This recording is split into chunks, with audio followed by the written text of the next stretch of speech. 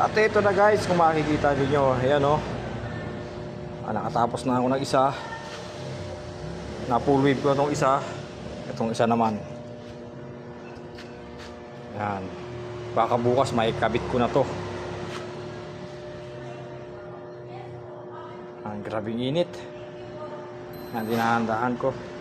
Ito kung makikita ninyo. Yan yung mga siwang na yan. Pinupull wave ko. Yan, mga yan.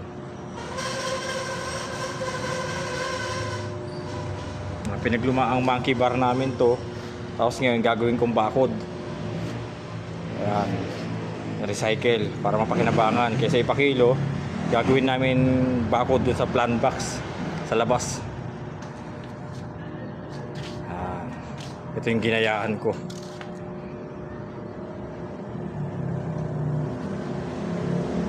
Tapos ito na.